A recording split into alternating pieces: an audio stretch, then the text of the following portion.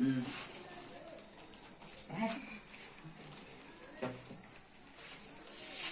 दोस्तों, स्वागत है आपका अपने YouTube चैनल प्लेटफॉर्म बाय सत्यम शास्त्रों पे। और आज हम पढ़ने वाले हैं टेंस के बारे में, एकदम बेसिक से। चाहे वो 6 क्लास का हो, 7 क्लास का हो, 8 क्लास का हो या 9 to 12 किसी भी क्लास के बच्चे के लिए है।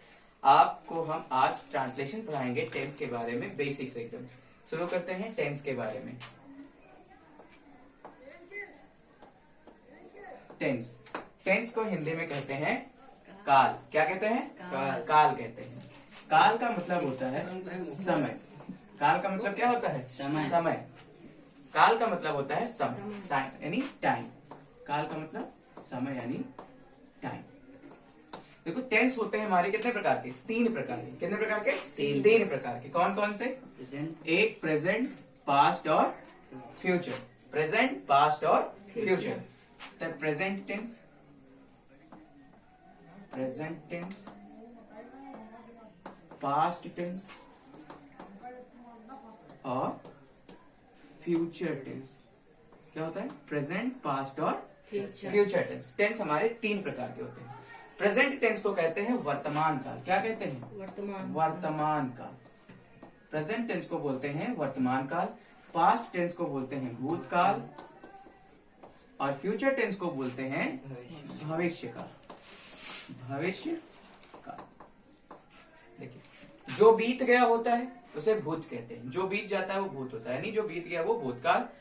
जो चल रहा है वो वर्तमान काल होता है। जो चल रहा होता है वो कैसा होता है? वर्तमान काल। और जो आने वाला होता है यानी वो भविष्य काल होता है। देखो, ये बीत गया यानी ये भूत है। जो बीत गया वो भूत है।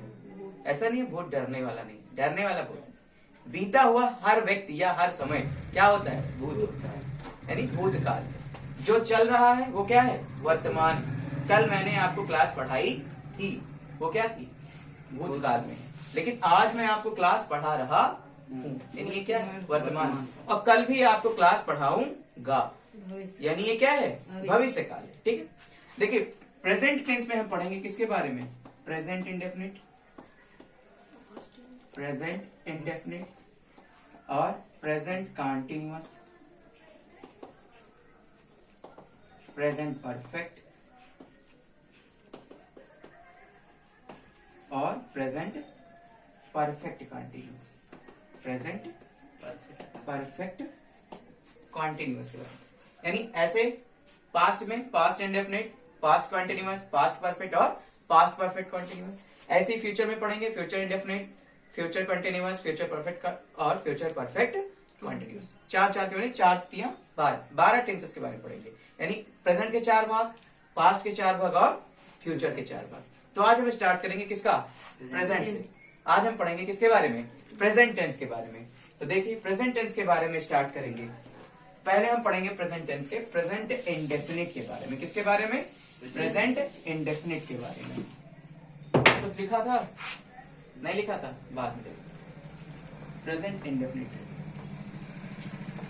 Present indefinite tense. Present indefinite के बारे में पढ़ेंगे। प्रेजेंट इंडेफिनिट क्या होता है? अब इसकी पहचान क्या है कि कैसे पहचानेंगे कि ये प्रेजेंट इंडेफिनिट का है या प्रेजेंट कंटीन्यूअस का है, परफेक्ट का है या परफेक्ट कंटीन्यूअस का है। तो इसकी पहचान होती है। देखो, पहचान क्या कहती है इसकी? पहचान ये है कि अगर कोई वाक्य लिखा है और उस वाक्य के अंत में ता है, ती है और ते है, यानी ता लगा है, ती लगा है और ते लगा है, ऐसे शब्द आते हैं तो किस में आएंगे? प्रेजेंट इंडेफिनिट में आएंगे। किस में आएंगे? प्रेजेंट इंडेफिनिट में आएंगे। जैसे मैं पढ़ाता हूं, यानी ता हूं है। रीमा खाना खाती है, यानी ती है। क्या है? ती है। लड़के खेलते हैं, ते हैं। यानी इन सारे वाक्यों के अंत में क्या आ रहा है? ता है, ती है और ते है। क्लियर है? यानी ऐसे वाक्य जिनके अंत में क्या? जिनके अंत में ता है, कॉमा, ती है और ते हैं, आदि शब्द आते यानी ऐसे वाक्य जिनके अंत में ता है, ती है और ते है आदि शब्द आते हैं, सबके सब क्या होते हैं? प्रेजेंट इंडेफिनिट होते हैं। जैसे एग्जाम्पल देखते हैं, एग्जाम्पल देखिए, जैसे राम जंगल को जाता, राम जंगल को जाता है, नीता है? लड़के मैदान में खेलते हैं, लड़के मैदान में खेलते हैं, मैदान में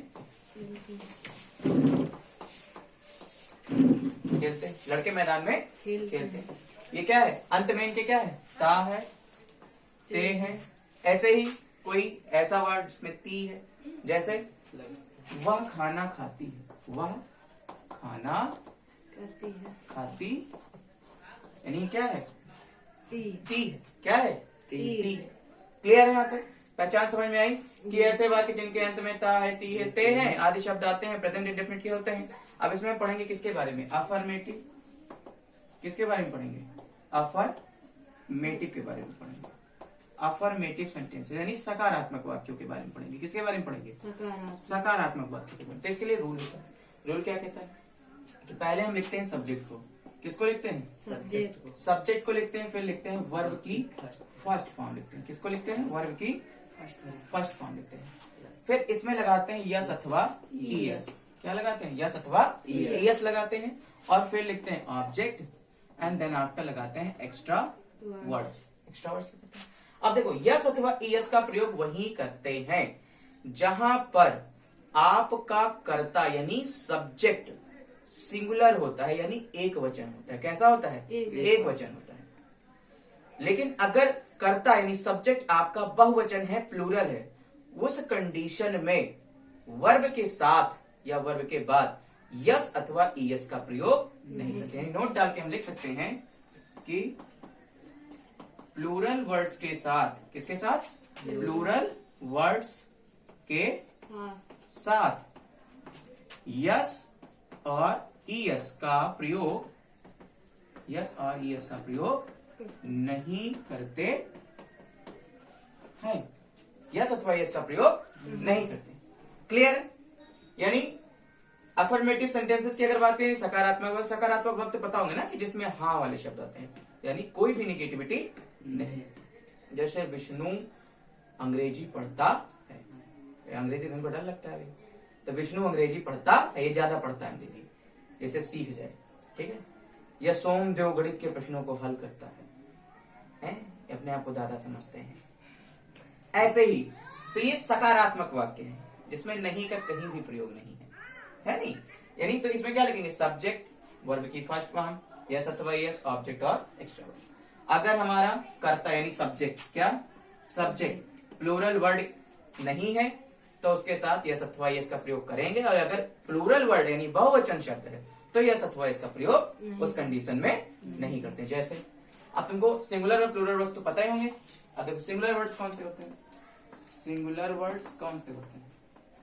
सिंगुलर यानी एक वचन, जैसे ही, शी, इट, नेम, किसी का नाम हो, या सिंगल पर्सन यानी कोई बॉय हो, गर्ल हो, क्या हो?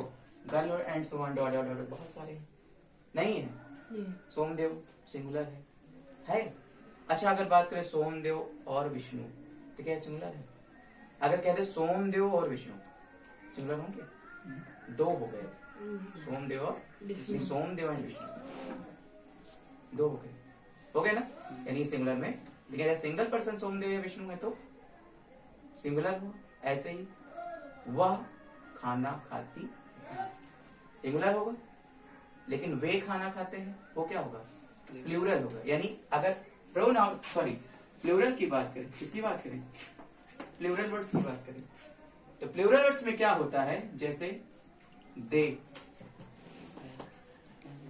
यू और वी और आई, ये सारे क्या है? या गर्ल्स, क्या? Girls, boys, dot dot dot, these, those, ये सारे किसमें आएंगे? ये सब के सब किसमें आएंगे? प्लूरल में आएंगे। किसमें आएंगे? प्लूरल में आते हैं। क्लियर है? इतना क्लियर है? पक्का?